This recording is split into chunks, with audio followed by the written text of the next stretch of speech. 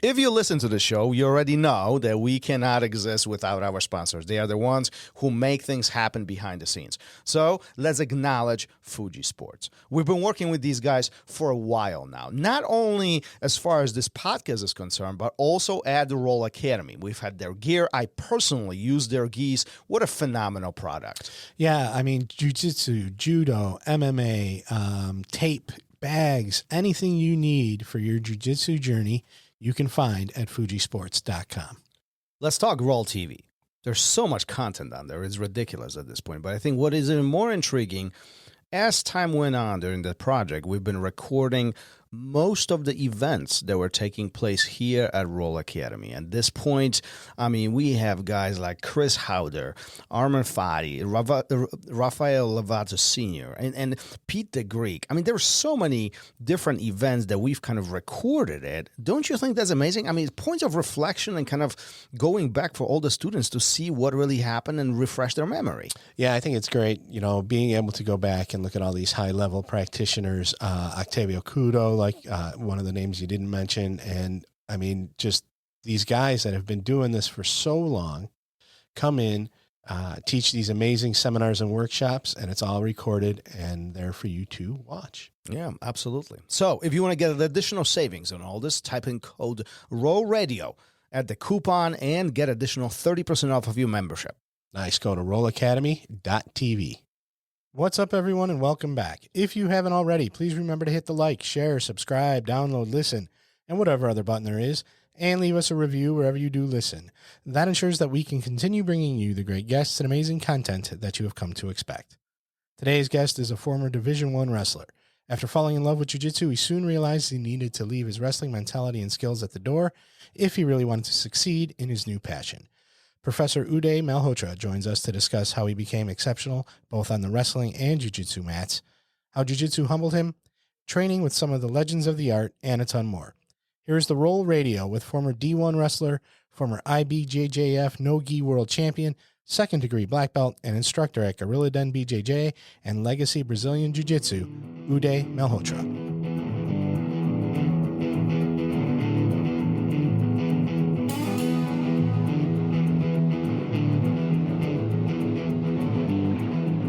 Welcome to RŌL Radio.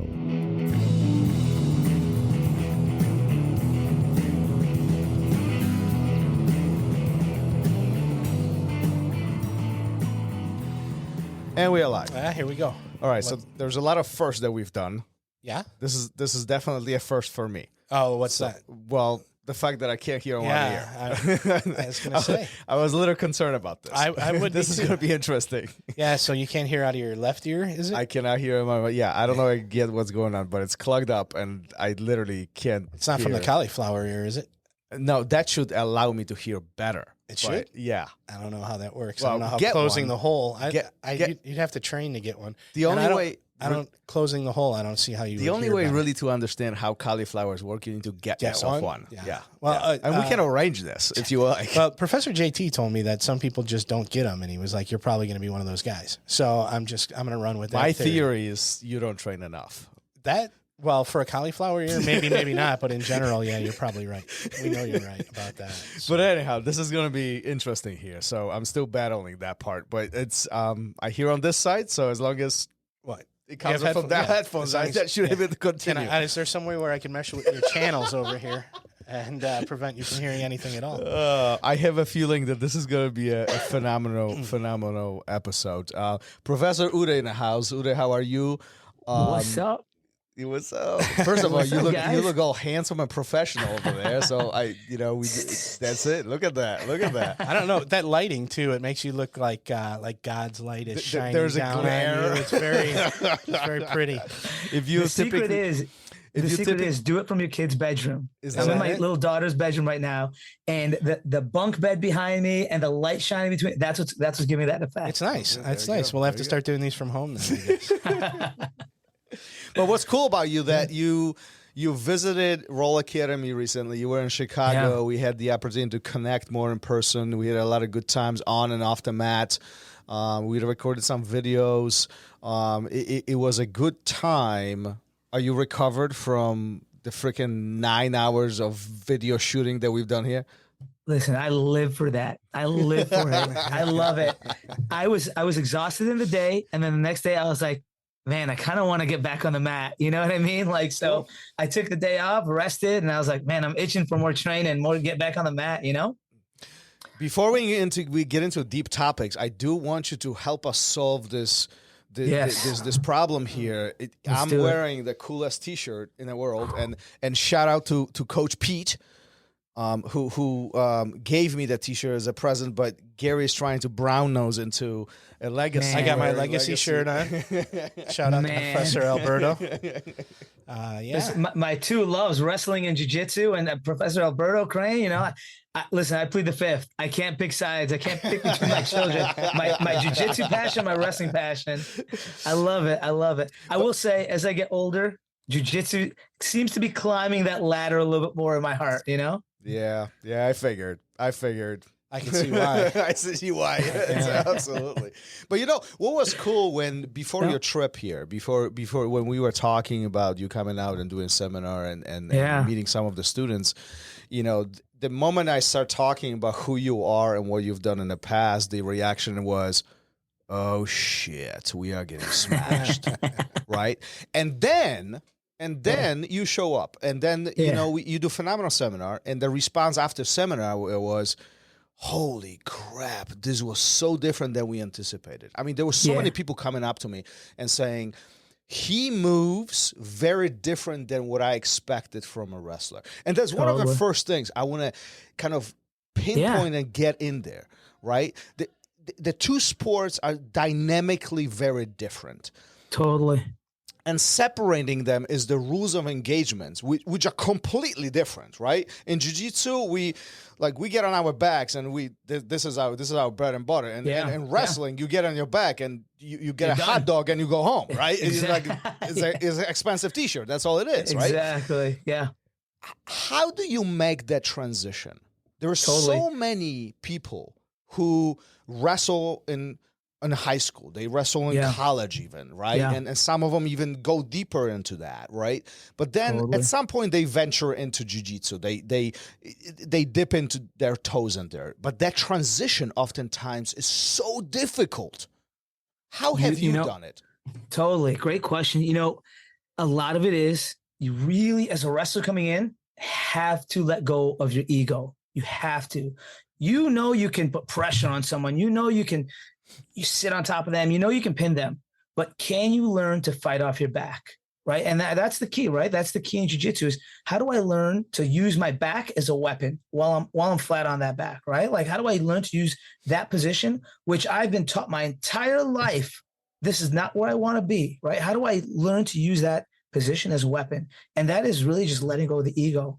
And it's also really just about letting yourself get beat up in those bad positions and learning from that, right? Like, you know, you're right. Like, I mean, wrestling and jiu-jitsu, they're like cousins, right? Like they're not siblings. They're not quite siblings, but they're like distant cousins. And so like, you know, in wrestling, as I was coming up, you know, I've wrestled for the vast majority of my life. I've grappled for 29 years, right? Between wrestling and jiu-jitsu. And in wrestling, kind of the thought is you don't have to be technically better than the person, but you do have to be able to outwork them, right? Like if you can outwork someone, then you kudos to you, right? Then you've done it. Whereas in jiu-jitsu, it's like kind of the opposite. You want to lean away from the athleticism. You want to lean away from outworking someone. You want to catch someone with technique. And so to be a really good, well-rounded grappler, it takes someone that's able to kind of marry those two kind of diametrically opposed thoughts. How do you lean into outworking someone and then also lean into where I can find the technique, right?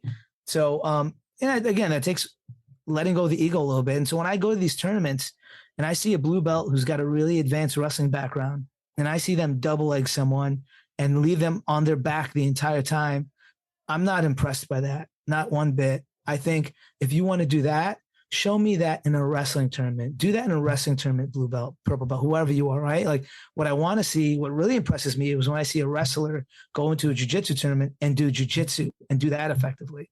So, you know, I think again, it takes letting go of that I already know how to grapple mentality and hey, I'm here to try and learn something new. I want to learn submissions. I want to learn how to do submissions from my back. I want to learn how to do submissions from all parts, all positions. And for me, even, it took a long time. I really had to let go of that comfort zone of, I want to be on top. That is a comfort zone for wrestlers, right? Like, it took a lot for me to let go of that. And finally, when I did, my game just expanded.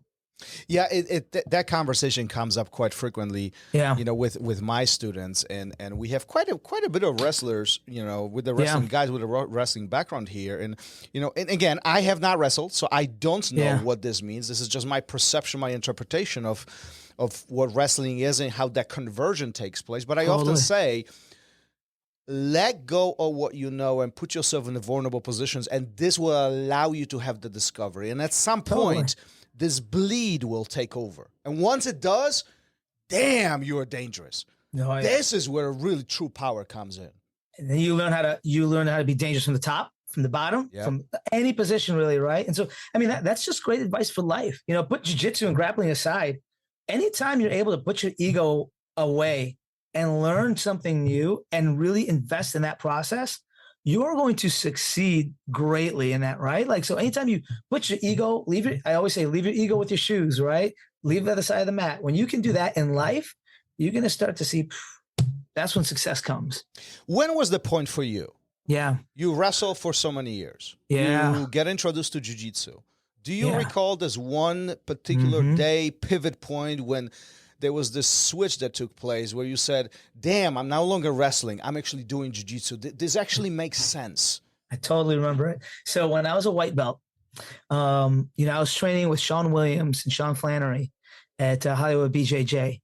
That was great times. We'll get to that. That was great times. But when I was training there, I was a white belt, and I was a white belt wrestler, and I like to go really hard. And this is before I put that ego aside, right? So I was going hard, and I was going with this purple belt.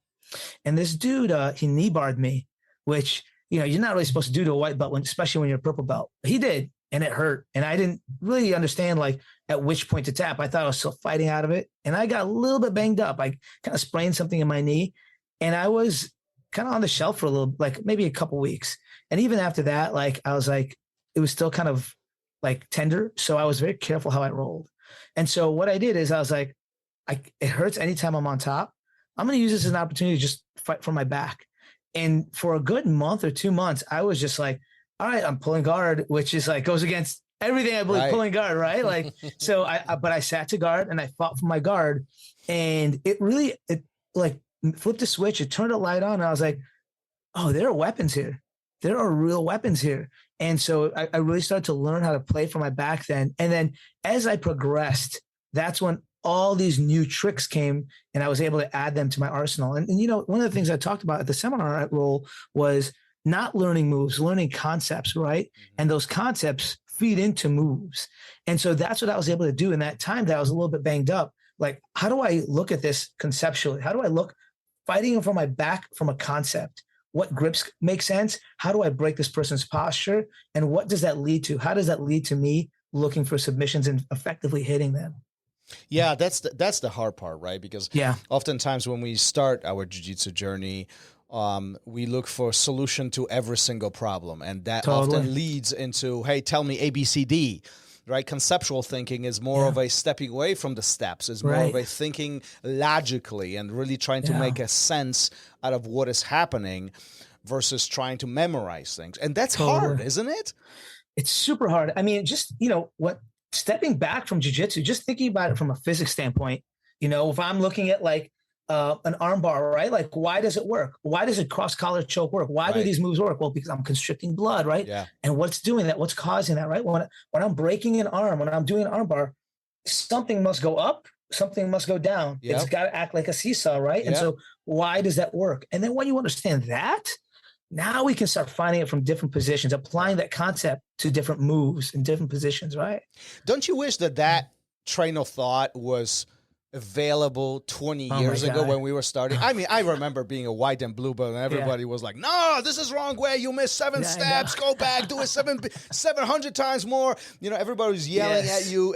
But today there was some intelligence behind it, I think. We've gotten smarter about this whole thing, and conceptual learning is more visible in jiu-jitsu. I think, the whole sport has evolved so much, right? Like more and more people are doing it. More and more people, I mean, new moves are unveiled so frequently now, right? Like there's the moves that are still involved in those same old school concepts. And I think as the sport and as the martial art continues to evolve, I think we'll just see more and more of this, right? More and more like conceptual thinking, wrapping moves in concepts, and just people are also getting better at teaching, right? As you get deeper into this, you have people who are like, who practice articulating these concepts and moves, and people who are become really good. And the pool just gets wider and wider and wider. And it's all so good for the martial art, so good for the sport.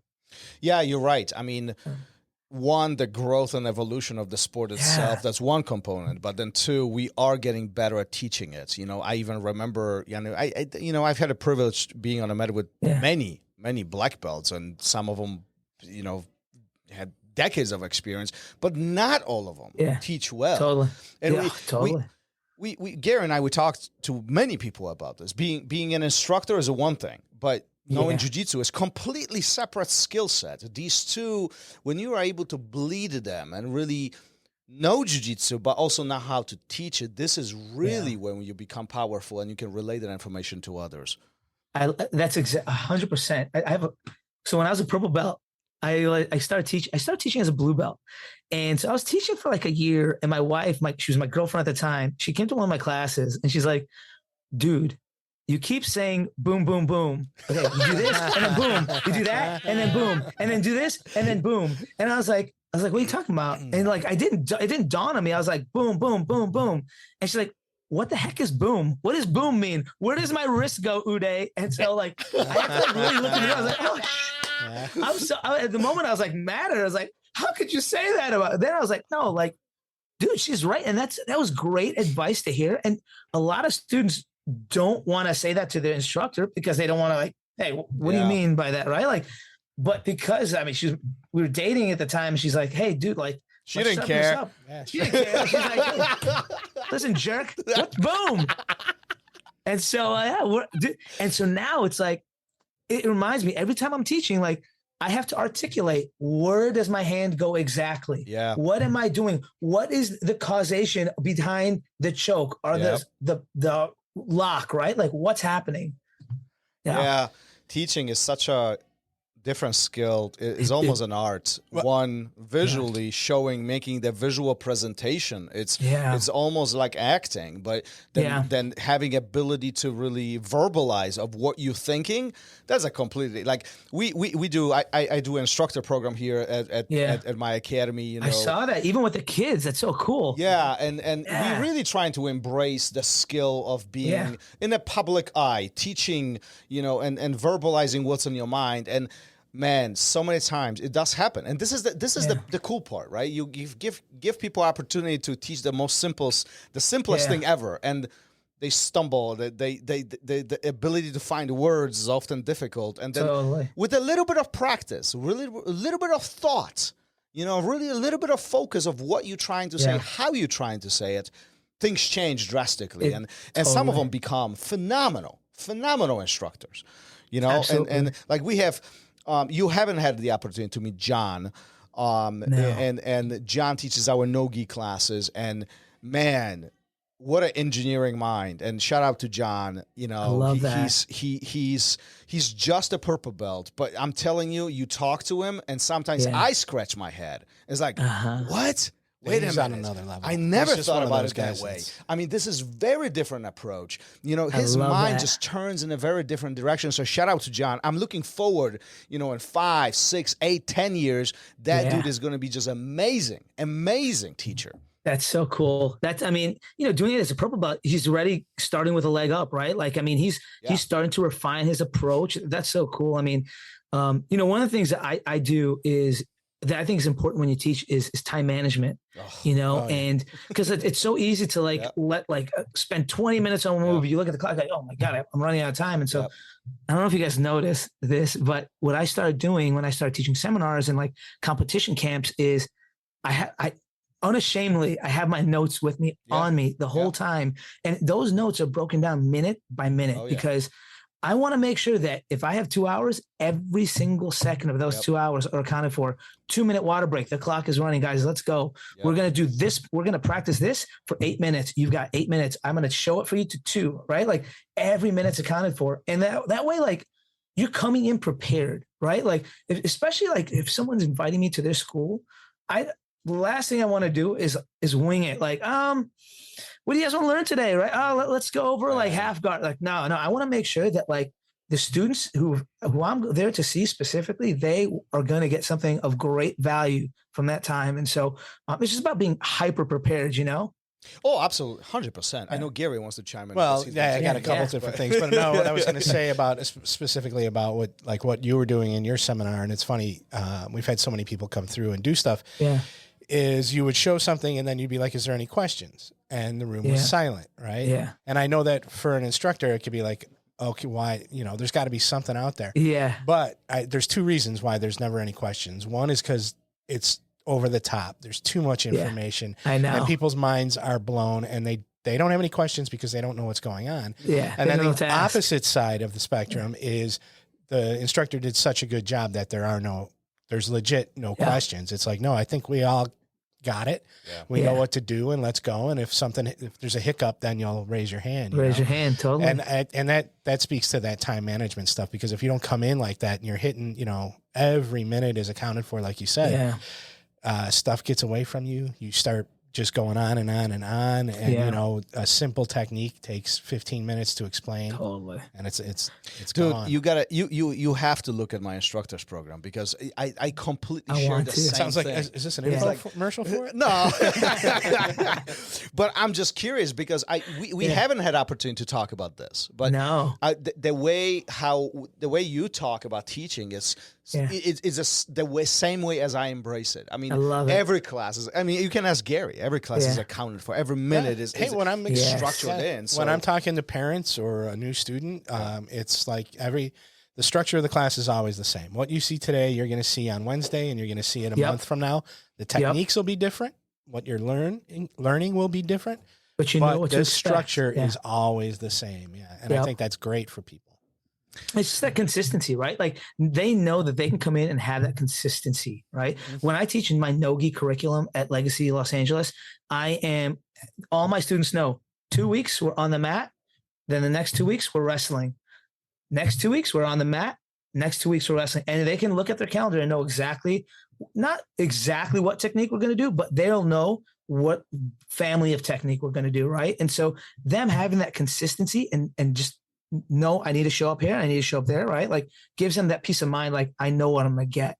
Yeah. Well, that's the key, right? So their job is essentially to show up, not to overthink things. Exactly. Having things ready for them. I mean, that's really what makes one good program, two good instructor, good environment, good academy, allows everybody to really have fun and, get better, because ultimately that's why we are here, right? I mean, we're not here to, just do nothing. We are here to work, and we're here to get better, right? While we're making friends and beating the crap out of each other. I mean, that's just a perk, right? You just perk behind all this. Exactly. Uday, how did this all start? You remember your first day on a wrestling mat? Oh my gosh, I'm on the wrestling mat. Okay, we're going way back. Oh, way back, all the way. Let's jump in the time machine. So yeah, I totally remember, man. Like, I have been grappling for longer than my life than I haven't, and it's like, this is a passion of mine, right? Like I do it all day, almost twice a day, almost every single day. And I'm 40 now. And so there are more days that I've trained twice a day than not. And so it all started when I was around 11 years old. And so I was in junior high, and, I was a chubby kid. I was not in shape. And some of the guys from like the high school wrestling team came by. It's like, show like the kids and the junior high, like, hey, these are the sports we offer. You should, we're doing summer camps. You should sign up, and so they're trying to like sell the summer camp. And, my family was never really into sports, right? Like I have an older brother and younger sister, and no one was really ever kind of into sports. My parents weren't into it. And so like, I never played like youth soccer, AYSO soccer, or youth baseball or basketball or football. And like, so like the rules were kind of like, I don't really get it when I was that age. Right. And so, wrestling, however, I was like, I'm going to come into this and it's going to be an even playing field, because nobody I know knows how to wrestle. and this seems like a cool place for me to kind of get out aggression. And it seems like a cool place for me to learn a new sport, get in shape, get healthy. And I was like, yeah, I'm going to do this. I want to do this. And I signed up, and the rest is history. And I sucked. I sucked so bad. I was like, I was horrendous. And I was horrendous until like my sophomore year of high school. And so I started when I was 11. It wasn't until my sophomore year of high school. Define it. What do you mean horrendous? What do you mean you sucked? Like, give me a picture here.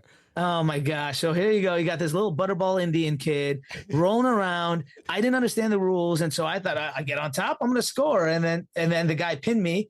And I was like, oh, that's it. That's the end of it. And I was like, what do you mean that's the end of it? Like cutting weight? Oh my God. You tell 12-year-old Uday not to eat that last piece of lasagna and see how that works out. Like, no dice, dude. No dice. So like making weight was like, what? No, I'm not doing that. I'm just going to fight it. Like, I'm just going to wrestle whatever weight I'm at. Like, and so it was like, I couldn't buy a win to save my life. And so by the time I got to high school now, I got a little bit better by the time I got to high school, right? Like, this was part of my learning process and growth, right? Like learning to be athletic, learning to be competitive, learning to like fight for it, right? And so by the time I got to high school, now I'm tasting that. And then the summer of my freshman year, after my freshman year, I was like, I'm going all in. We're doing this. I went to a wrestling camp. I did this, that, and the other. I trained. And then finally my sophomore year, that's when the switch started to flip. And then I started getting better and better and better, and found myself at NIU at Northern Illinois University, walking onto that team. And I thought I had seen challenges before. That was another level. Those guys were monsters. I had a guy on our team that was like All-American 2-3 times. There were guys on the team that were like amazing that never even made it to like nationals, right? Like these were killers in the room. And it took my game and my understanding of wrestling to a whole nother level, right? And so during that time we were there, we were like a top 15 program in the nation. And it's because like the coach was like after it all day, every day. The team was like really well bonded, right? Like we were all clicking all cylinders, and everyone mattered, whether it was like the worst guy on the team or the best guy on the team. Everyone mattered top to bottom. So it was a really great experience for me. We'll talk about your college in a moment. Yeah. Go back to the beginning. Yeah. So there were several years during which you are, well, you're not succeeding. Let's just not sugarcoat this, right? Your life sucks at that point, right? Yeah. Why didn't you quit? Why didn't you say, fuck this? This is freaking ridiculous. Yeah. I didn't have quit in me. I couldn't. I wanted to win this so bad. You know what it is? I tasted a little success in it.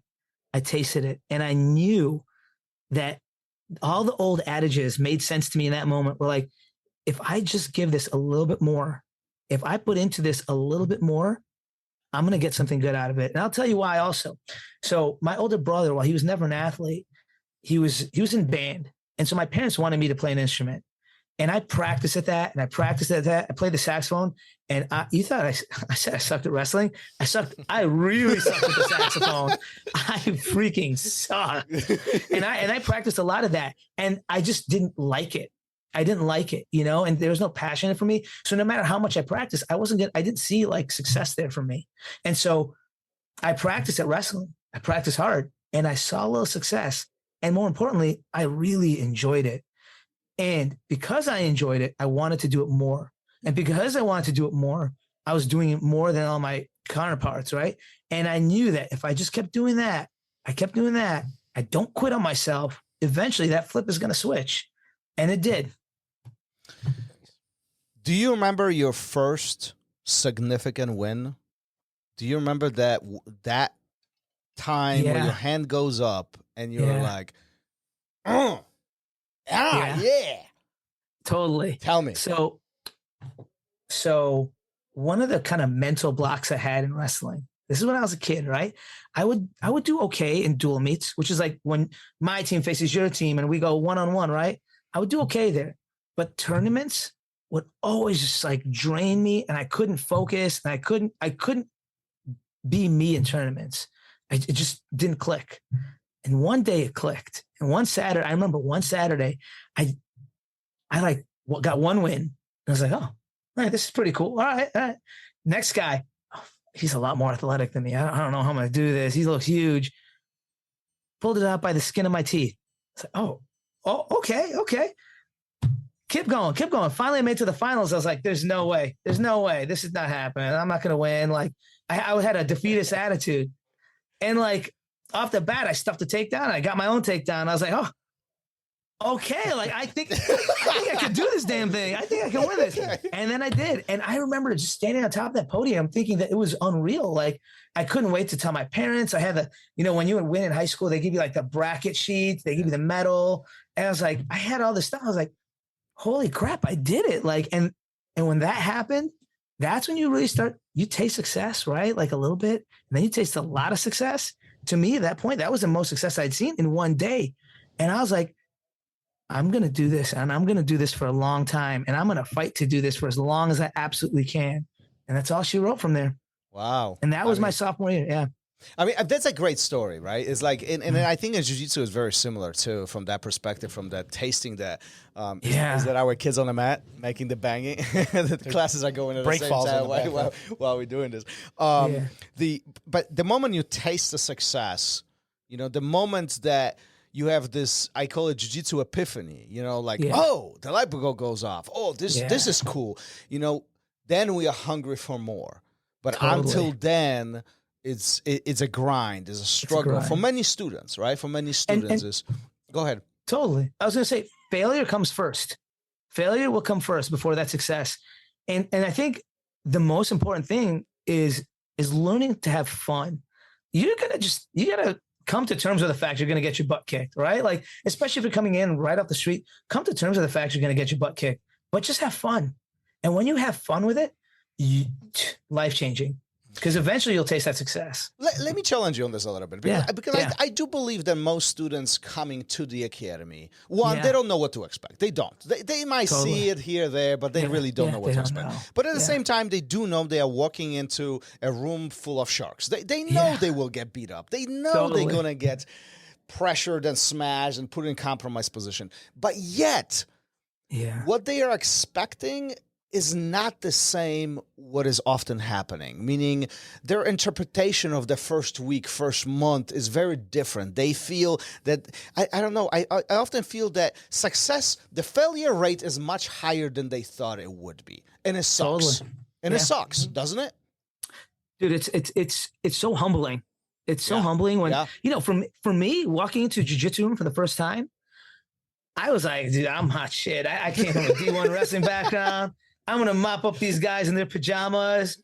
And I rolled with like a blue belt and I did it okay. I was like, walking with my head chest puffed high. And then a purple belt grabbed me and I was like, tap, right? Like I got mopped up and I was like, oh, dude, I got to learn this. That's what got me into it. I was like, I got to learn this. What is this pajama wrestling? And you're right. I mean, it's not what you expect. No matter what you know, coming in, it's not what you expect. And that's what makes it so like endearing, right? Like you're like, everything about this seems magical.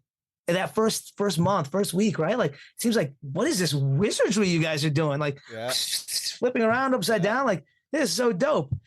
And then when you get kind of pulled into that, when you get initiated into that wizardry, you're like, it all kind of makes sense now, right? Yeah. That's a cool moment. Yeah, it's funny that I think, I came in, had a couple different martial arts in my background, and then so I knew I was going to get, beat up and roughed up, but I didn't know the extent of it. And I think that's really eye-opening for a lot of people, is like just how miserable you could be, what can be done to you. I think because you see it and you're like, oh, an arm bar, I'll just tap, or a choke and you tap. You don't realize the position, it takes from somebody to get you to the floor and then get that tap. All that stuff in between is so suffocating and miserable that I think a lot of people don't realize that, and they may get turned off, because everybody wants you always call it the dessert. You want your dessert, but you got to eat those vegetables first. Yeah. And the vegetables are the positions, and they suck. But once you flip it, it's so much fun. And, you know, I just think it's amazing, and it's. Let me ask both of you, because you know, I think of this that a lot of the times, not most of them, but a lot of the times, we are the ones who are making it worse on ourselves during these first few months when the struggle is at the highest. You know, I feel, and I'm curious what you think, like both of you, each of you, because both of you have different amount of experience and different perspectives. But oftentimes I feel like, yeah, we will get tapped out. Yes, we will get smashed. But I think in our heads, we adding layers on top of this. Totally. It's like, oh man, this sucks today. Oh, this was terrible day. And then sometimes, on occasion, you'll see a guy who's going to be like, damn, I got smashed. This was awesome. I'm going to do it again. And then you see him, and they're like, oh, he's sticking around. He's going to be here for a while, right? Very different mindset. Same struggle, very different mindset. Different approach. Yeah, totally. Absolutely. I think, you know, when I was a white and blue belt, man, I used to put so much pressure on myself because of my background and experience. And I said to myself, if you don't win this tournament, you have failed miserably. Right. Like, and I'd walk in and then I'd beat myself up. But if I got caught in a submission, because at that time I didn't have that mindset of like, oh, just do jujitsu. I was like, no, you out wrestle them.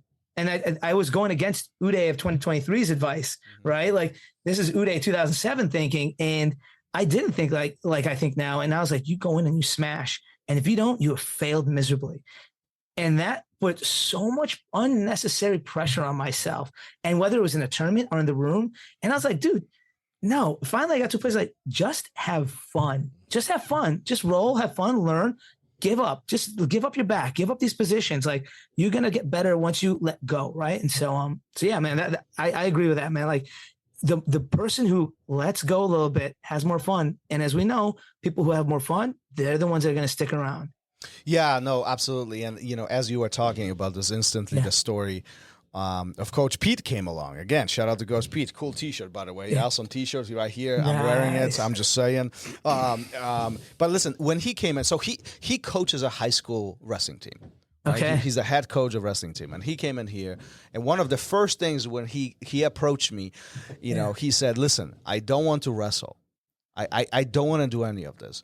I want you to put me in place. I want you to tell me straight up when I need to learn things, when I need to adjust. And it really resonated with me. I was like, this is an amazing attitude. I mean, the guy, first of all, Coach Pete is not a small guy. He's a big boy, and you know, I've rolled with him multiple times, and I can honestly say that he beats the crap out of me. He does. He's on top. My life is miserable. It is what it is, okay? So, but at the same time, having the mindset of, listen, I don't want to wrestle. I know wrestling. I know how that works and what to do. I want to learn jiu-jitsu. You know, and as time goes on, I don't know how long you've been training at this point, but over a year and a half, I think. I don't know, around a year. Yeah, whatever, something around those times.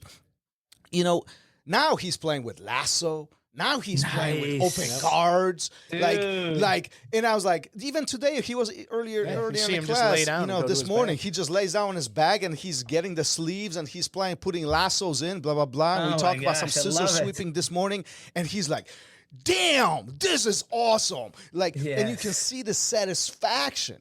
And then he was all over Instagram right after class too. Was it? Yeah. Oh my God! I love that. But what an attitude, don't you think? A guy who can probably beat up 95% of the academy, with his pressure, with his weight and experience and wrestling skills, puts himself in a vulnerable position and saying, "Listen, I don't care about that. I want to learn this, and this is completely different." I mean, what a perfect attitude, right? Like he's going to get so good so quickly. I mean, I shouldn't say get good. I'm sure he's very good already, but he's going to get even better really quickly because he's letting go, right? You're letting go and learning new stuff. And that's letting go of that ego. Yeah. I always think of Travis Stevens when we talk about stuff like this, who, when he went to he was hurt. And he was like, all right, I got to work on my ground game then. And he went to Henzo's and was like, I'm not going to do any judo here, any at all. I need to just do jujitsu. You know, and then, I mean, a month later, he gets his purple belt, and I don't remember. I mean, I think it's ridiculous. The amount of time it took him to get his black belt from Danaher is just ridiculous. Yeah. But yeah, you just got to give it all up. And even for those guys that don't have anything to give up, you know, like you said, find the humor in it. Yeah. Shout out to John Katz again. When I'm underneath John and I'm totally miserable, I can't move. Everything's isolated. I'll start laughing. And he's like, "What are you laughing about?" And I'm like, this is funny to me. I can't do anything. I'm stuck, you know? Totally. And if you can find that, you'll enjoy the sport a lot more. Yeah, embrace the grind. I mean, jokes aside, but I think that's a big part of that positive attitude. Embrace the grind. This is hard. If it was easy, everybody would do it. I say this all the time, right? Yep. Listen, so at some point you walk in to that college wrestling room, and you think you're the shit. You think you got this, and then you quickly find out that there is a next level above the top level that you thought it was. There are levels to this game, dude. There are levels, and I learned that the hard way, dude. It was like a room full of like good old country-fed boys, you know, like these are like raised in the cornfields of Illinois and all over the country. They have nothing better to do than wrestle and beat you up. And I was like, here we go. What was the biggest lesson that room gave you, that room taught you? That there's always someone better than you, no matter what. And B, oh man, so much lessons. Let me think. There's always someone better than you. You have to embrace the situation, right? You have to learn to embrace the situation you're in, right? I always tell my students, when you're competing, you got that knot in your stomach, embrace it, because that's not going to go away. When I'm at the bottom of the totem pole in that room, embrace that, learn, pick whoever's brain is willing to let me pick it, right? Embrace the grind. Don't try and skirt it, because it's not going to do you any good. Embrace it. Just hold on to it and buckle up, because it's there, or see yourself out. Those are the two options. Embrace the grind or see yourself out, right? And I wasn't ready to see myself out. Do you think after all these years grappling in wrestling rooms, on the mats, you know, teaching, do you think that conversion between wrestling and jiu-jitsu is difficult? You know, I think to a certain degree, I think it's difficult to make that switch, but I also think it helps, right? Like, as I mentioned earlier, jiu-jitsu and wrestling, they're cousins. You know, they're not quite siblings, but they're cousins. And so to have that kind of quote unquote wrestling base, right? Like, I know how to keep my weight where it is. I know how to do this. I can access that next level of gas tank. I can access that next gear of cardio, right? That's all great. Where it kind of hinders you is, am I learning something new, or am I adding on to what I already know, right? Am I learning a new skill set, or am I going to pile on to what I already know? And if you're choosing the latter, pile on to what I already know, I think you're going about it the wrong way. But if you willingly accept this is a new game, this is like playing Connect 4 and Scrabble, right? Like, if I'm learning Scrabble now, then I'm learning Scrabble and I'm going all in, right? And if you can have that mindset, it becomes a lot easier, right? If you come in with the same mindset as like the guy who come off the street who just saw a couple of UFC fights, like, I kind of want to try this out, you know, like, you're going to see a lot of success. But if you go like, it's going to take longer for the person, and it's also going to wear on you more when you're that person's like, I just want to add to my skill set, because it's going to take you longer to learn these submissions. It's going to take you longer to learn how to be comfortable in those weird positions, those fighting off your back. And you're going to get discouraged. And the more you get discouraged, the less you're going to want to go in. The less you go in, the less you're going to learn, right? So, You're already shutting the door on a lot of technique. Totally. Right? It's just like, that I don't need to know any of that stuff. That's not what I'm here for. And then you're kind of lost, right? And half the classes you're not going to want to show up for, and the next thing you know, you're gone. Yeah, but all three of us know that, you know, no matter what we say, there will be plenty of people out there who will say, listen, I'll wrestle the entire room, and that's fine. And you know, I don't care about But don't wrestle. There. Well, not do without wrestling. Right. Yeah. You know? I've had an embarrassment of riches when it comes to the people who I've learned from. I look back, and, you know, as I was thinking about this podcast, I was looking back, and I'm so grateful for all the different instructors I've had throughout my career, And all of them added something so valuable to my growth. At one point, I was training quite a bit with Jeff Glover. He was coming into IBJJF a lot, right? Like, so I went white to black at Hollywood BJJ in Los Angeles. And there were different instructors that kind of led the program at various times. So I went under one roof, white to black, but different head instructors came in. At one point, that was Jeff Glover. And one of the things I learned from him was just how to have fun with it and like put yourself in these weird, uncomfortable, like bonkers positions and just like figure it out, right? Like every time I roll with Professor Alberto Crane, like we get into these weird scrambles and we just have these giant ear-to-ear grins on our face because we're just like untangling this like human puzzle, like this human pretzel that we've put ourselves in. And that's something I learned quite a lot from Jeff is just like, hey, just throw caution to the wind every now and then and just have fun. You're training. Like if you tap, who cares, right? It's not like you're in a self-defense situation. It's not like you're in a tournament. You're just training. And if you are afraid to do it when you're training, what's going to happen if you get yourself in that situation in an actual tournament or an actual self-defense situation? You're not going to know what to do and you're going to freak out, right? So what a great learning that was for me, like especially having that wrestling background. Just like, fall to your back and see what happens, right? Like just get comfortable. Like what happens if you like look for this like Hail Mary Darce, like, right? What happens if you look for that Hail Mary Darce? All right, you lost position. Who cares? Keep going. Right. But that's the ego that you mentioned at the beginning 100%. of this conversation, right? Because oftentimes, especially I think at the white and blue, even at purple, oftentimes, especially like purple, we are like hunting these submissions. They became a mission. They became like our destiny. We have to get them, and if we don't, there is a point of failure, and we suck, and all the other things. Which what you are mentioning is forgetting about all this and really just free flowing. And you're right, Glover is like a wizard of freaking improv jiu-jitsu. And it's like poetry in motion. Him and Bill Cooper, I shouldn't leave him out either. Like both those guys I learned that from, and like it's like watching them roll is like poetry in motion. It's like it's beautiful to see the way he gets himself in and out of trouble, right? Like especially when it's in a training room versus like a competition. You find yourself in these weird positions, I was like, okay, when I roll with him, I was like, I'm going to wrestle. I'm going to put him on his back. I'm going to pass his guard. I'm going to smash. That's what was going in my head. And like, I would roll with him and I'd quickly like, how did my arm get extended? What did he just do? Like, how are you on my back? How is your like toe in my nose? What's going on here? Like how did you get there, dude? Like, it's incredible. And, it just reminds you like anything you do with a good attitude, whether it's jiu-jitsu, whether it's wrestling, whether it's work, you go with a playful, fun attitude, you're going to just get better because you're going to enjoy doing it. Yeah, no, I agree 100% after all these years being on the mat. I think that's the secret sauce. Totally. Above many other points, but I think that's the important one. Now you teach at Legacy Jiu Jitsu with Alberto Crane and many other black belts out there, but majority of your time was at Hollywood BJJ. And we talked about it briefly when you were here.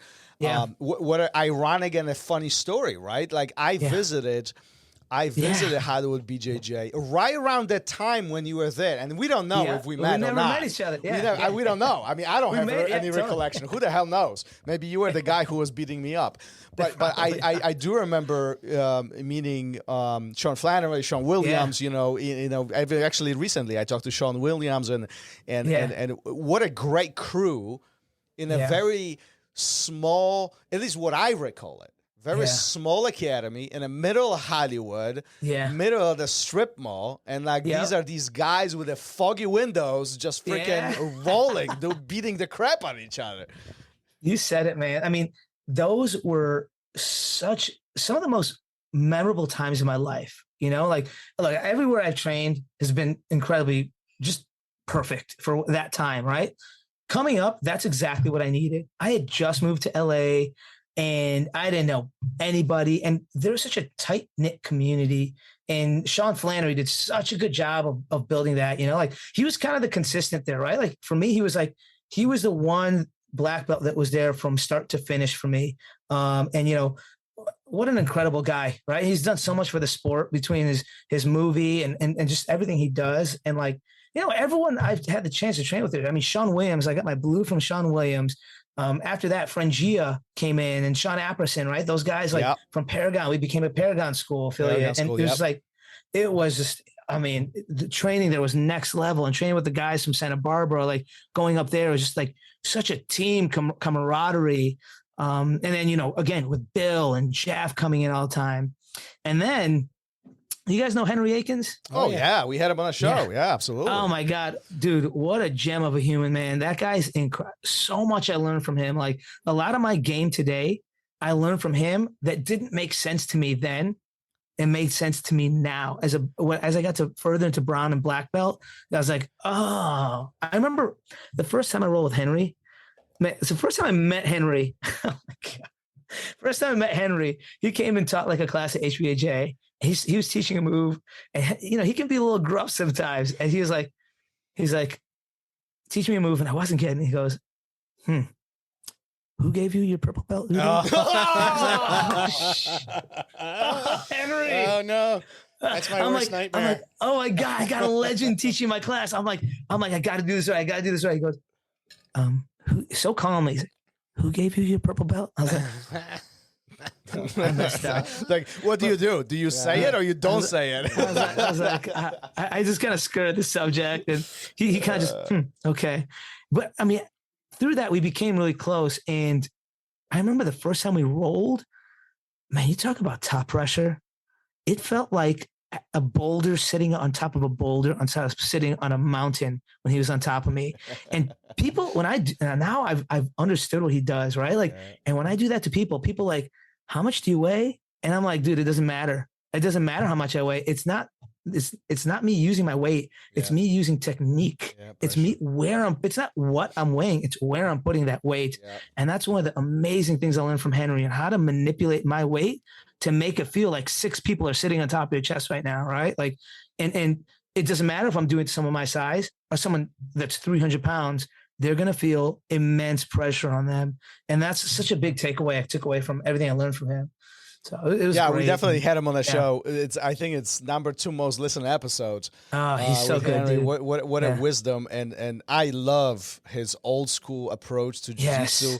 So mechanical, so technical, methodical. I mean, it's almost, you know, oftentimes when I see videos of Henry Akins doing jiu-jitsu, I feel like this shouldn't work. Yeah. It's just like, appearance-wise, it just doesn't make sense, and yet here we are. Right, exactly. He put a video, an armbar escape on Instagram a couple weeks ago, and I was rolling with a guy named Tim here, and I let Tim get the S mount because I had just watched his video. I was like, I'm going to see if I can do this escape.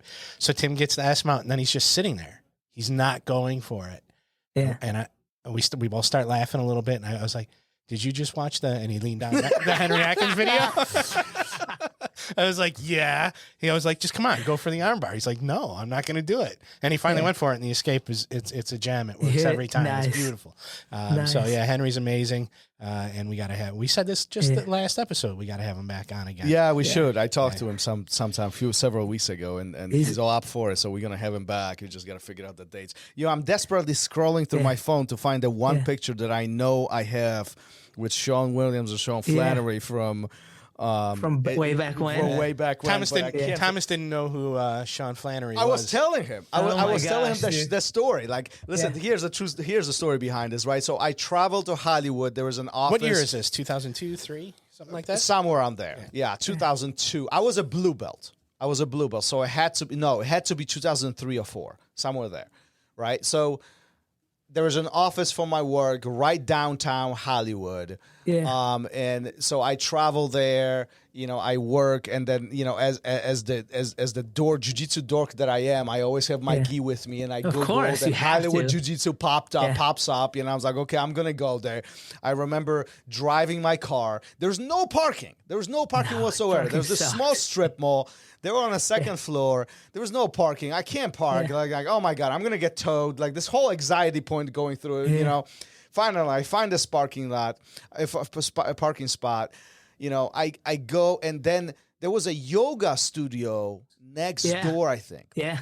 And then I walk into the yoga studio, and I'm like, Okay. I'm looking for murder yoga. Right. This is not it. This is not it. And I was like, what are you looking for? I'm looking for jiu-jitsu place. And they're like, that's the place next door. So I come out and there's foggy windows. You can't even see anything inside. Yes. Nothing. I walk in and then you get this hot wave of air.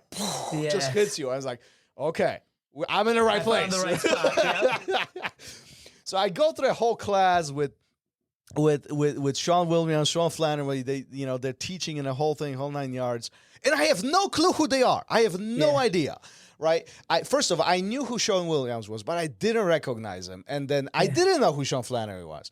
And then afterwards, I come back home, and like, I was at this place, blah, blah, blah, and they're like, oh, yeah, that's Sean Williams' place, blah, blah, and I'm like, what? And I was like, yeah, it's this guy. I was like, yeah, it's that guy. And the Sean and then I'm pointing at Sean Flannery. I was like, and that guy was there too. That's Sean Flannery. You know who he is? I was like, no.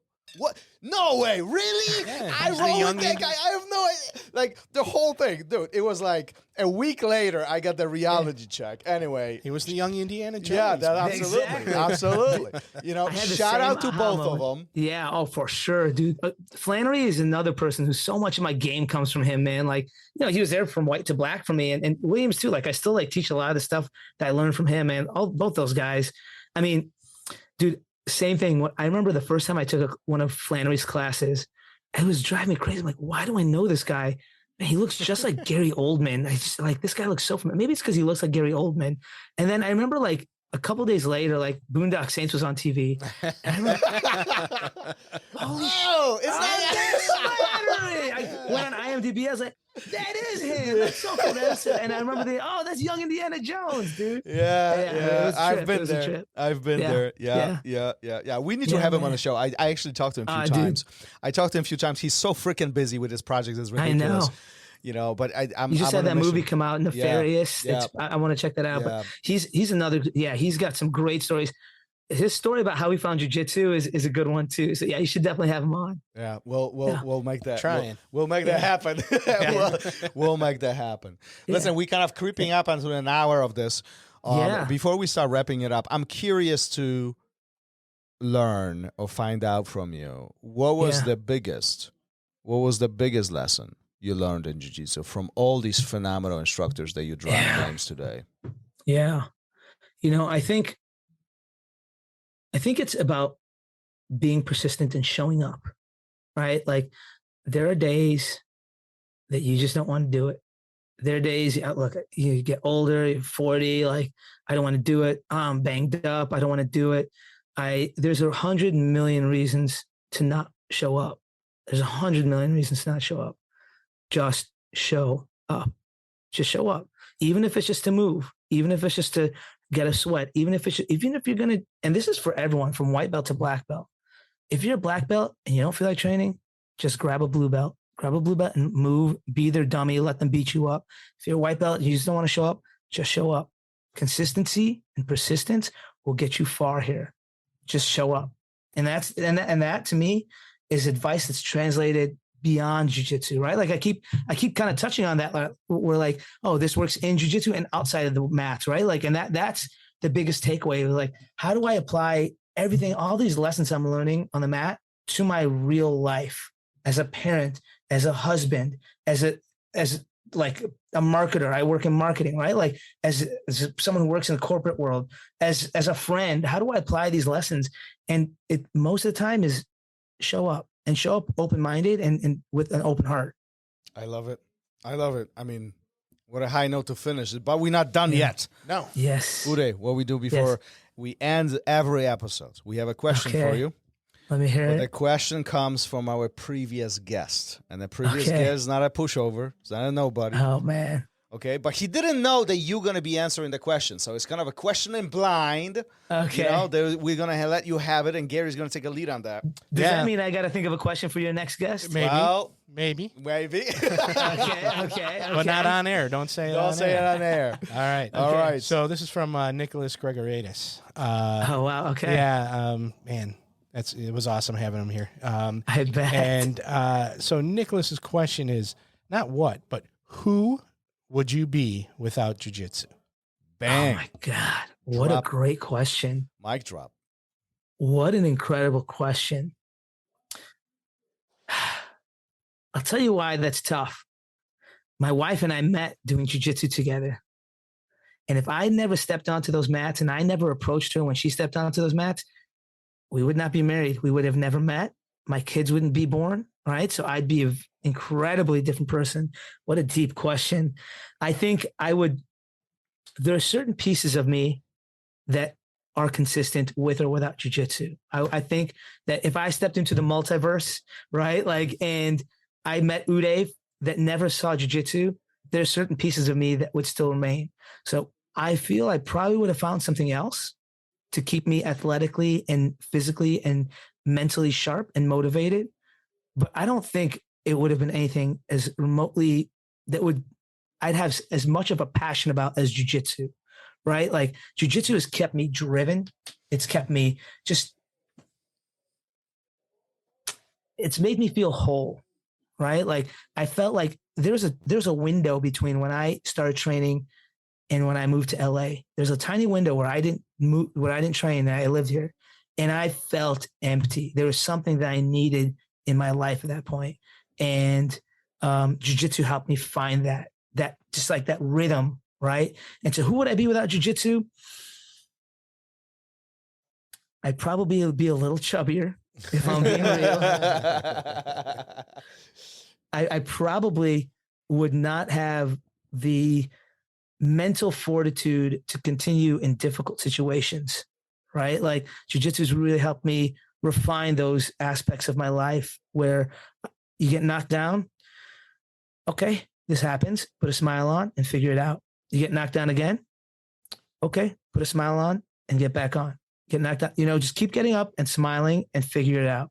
And I don't think I would have that intestinal fortitude to do that if I didn't have the experience of twice a day getting beat up for 15 years doing jiu-jitsu, right? Like, and just going through that day in and day out. So I would be a version of myself, but I don't think I'd have that level of persistence in me. That's deep. How do you follow that? I'm done. I don't know. Uday from Earth 16 would be a saxophone player. Yeah. That's right. Oh. That's right. Yeah. Oh, man. What a great conversation. Yeah. How does your brother look at you achieving the level of success in wrestling and jiu-jitsu? That's a great question. So my older brother lives about a mile away from me, and he has 2 kids too. So our kids get to play all the time. And I think he sees it, and I think he's proud of me. Like we talk about it every now and then. I think he understands it on the outskirts, right? Like he asked me to put into context for him one day. He's like, "How good are you at jiu-jitsu?" And I was like, "How do you answer that?" Right? Like, am I Cobrinha? No, dude, I'm not Cobrinha. Am I a schlub? I'm not that either, right? Yeah. I'm pretty good, if I say so myself. I'm a really good instructor. I compete well. I teach well. I train well. And so like that's how I kind of put it to him. And then he's seen my videos and he's seen like how I compete. So I think he looks at me with pride, and I look the same way I look at him with pride when I see like all he's done. He's a voice actor, and he does really cool stuff. He does dope stuff with his voice acting. He's a video game voice actor. He does cartoons. And I think while we don't know the intricacies of each other's world, we have a lot of respect for each other's world. Like, so he's in the cartoon right now. I don't know if he's still doing it, but he's in the cartoon that his son used to watch as a kid. That's and awesome. Can you imagine your kid watching you in a cartoon, like watching your voice, hearing your voice? That's the dopest thing ever, right? Yeah. Like, so we have a lot of mutual respect while we might not understand each other's world. Man, when I did a Fight to Win last year, he was like, "Got it. I'm streaming it. Here we go. I'm buying it. The kids are going to watch. We're going to watch." He like made a whole thing of it. And so like, we have a lot of respect for each other's craft. And I think I'm still trying to work on getting him over. I'm not done. I'm not done. You're not done? It's been years, 29 years of trying to convince him to try stuff, right? To try grappling. I'm not done yet. I'm not done yet. But one of these days, I remember he came into IBJJF once, and I was a white belt. I was like, dude, just come try it. He goes, I'll watch. And he sat there and he watched. And I remember asking him, so what do you think? You want to try it? He goes, I don't know. I'm more of a yoga guy. And I'm like, all right, I get it, but I'm not done with you yet. I'm going to continue trying to get you. Yeah, it's wouldn't you agree that jiu-jitsu is unique in a sense that unless you do it, Yeah. it's really difficult to understand not even what we do, but how our minds work. Totally. I remember maybe 2 weeks ago, I had a new student come in, and she's like the 17-year-old girl, brand new, has never done anything athletic in her life, was getting bullied at school. She came in with her mom, and I had to kind of sit with me as she watched these guys rolling. And her mom was like, what are they doing? Like, are they just like, to her, it looked like this. Like just kind of play fighting, right? Like, and in reality, like watching it, hey, no, there's technique. You see how he's posting his hand there? He's grabbing, he's pulling his sleeve, he's looking for the head. Like I'm explaining to her, like, there's so much technique. And I always joke, like, can you imagine if aliens saw us doing jiu-jitsu and they're like, that's how they fight? Let's go get them right now. Let's attack them, right? Attack Earth. That's how they fight. Like, can you imagine? Like, it doesn't make any sense to the naked eye. And then when you step in, you're like, holy Jiminy Christmas, what did I get myself into, right? Yeah, no, I think a lot of us share those stories where, especially in the beginning, we are all brave, all heroes, we all machos, and then things happen to us, and it's like, what the hell is going on? Why is my arm over here? How are you doing this? Why is this piece of clothing wrapped around my own neck? You know, it's like the first time I was ever choked with the skirt of a gi, I was like, what on earth just happened? Where did that come from? Is that legal? Are you allowed to do that? What's happening here? You know? I remember this is a couple months ago, but I was watching couple newer guys. They were training, and one of them do the lapel choke, wrap the lapel around the neck, and he choked the other guy, and he was like, "That's not legal." And the other guy took a look, and was like, why not? What are you talking about? 100% legal. So I remember my first. So I trained at Cabrinhas for a while. I trained with him, and I remember when I first got there. There's a friend of mine. He was a black belt as well. I came in there as a black belt. And there's a friend of mine, and we hadn't rolled with each other for a long, long time, since when we were blue belts. And so we rolled, and he caught me in a Gogoplata. Which, for those who don't know, it's like basically you're choking someone with the top of your foot. And it's the most humiliating thing ever. And I was like, I thought we were friends. Do that to me. I thought we were friends. It's the most humiliating submission ever.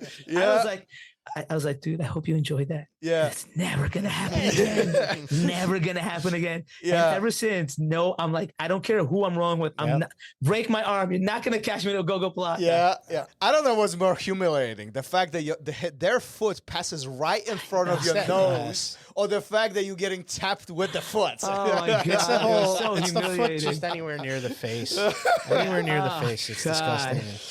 I was like, never again, never again. Oh, that's awesome. That's awesome. Listen, we do want to be respectful of your time. We've been at this for over an hour. Before we formally wrap this up, where can people find you? Are you social media, websites? Where you teach, what you teach? How? Talk a little bit about this. Absolutely, yes. So you can catch my Nogi class at Legacy Los Angeles, which is in Burbank, California, which is at 6:30 p.m. to 8 p.m. on Tuesdays and Thursdays. You can catch me on Instagram to book private lessons or seminars at Gorilla.Den BJJ. You can also catch me at Udjitsu, which is UDJITSU on Instagram. You can also, soon to launch in July 2023, is a podcast I'm doing with a friend of mine. And it's called Grappling with Fatherhood. And on that podcast, we'll be talking about the intersection of fatherhood, being a parent, and jiu-jitsu. So how we find lessons in each. So Grappling with Fatherhood, you can find that anywhere you find podcasts. And yeah, guys, I look forward to doing this again sometime. This is a lot of fun for me. I really enjoyed it. And, I love sharing these stories, and I could talk your ear off for hours with more. So thank you for having me on.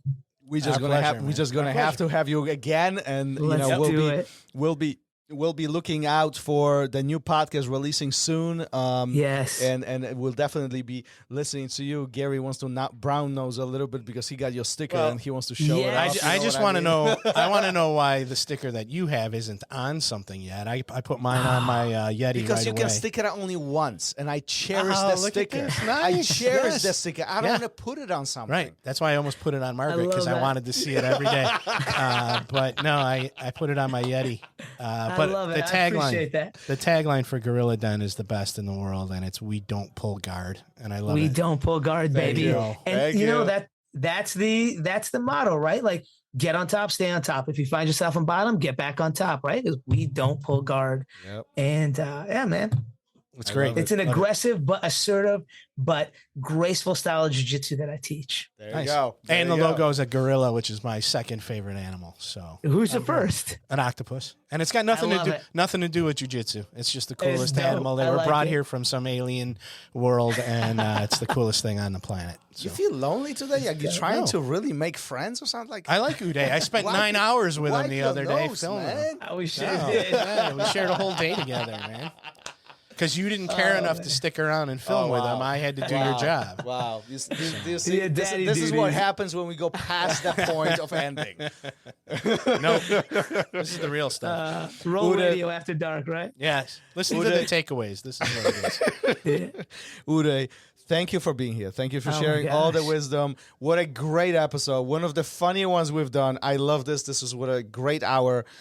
We appreciate your time. As always, we'll post all the links in the show notes. So if you guys want to connect with Professor Uday, feel free to do it. If you're in Burbank, visit Legacy and his very gentle and free-flowing and very, friendly no-gi class. That's right. Sounds good. That's right. Awesome. That's right. Yeah, it's great meeting you in person, spending the day with you, and then also here. So it was a ton of fun, man. Thanks for doing this with us. Likewise, guys. Thank you so much for not only opening your home to me over the weekend and inviting me and allowing me to teach your students. I really appreciate that. But also, like, spending this time getting to know each other. It's been really, really great. And, while I was there as well, it was great. It's really a treat to get to know both of you guys a little bit more. Professor, I know that you and I rolled a couple times and chatted a few times at Legacy, but really getting to spend some time with you and get to know you guys has been a real treat for me. So thank you both so much. Absolutely. Our pleasure, man. Awesome. Let's wrap this up. All right. Peace. All right. Later, guys. Thank you for listening to RŌL Radio.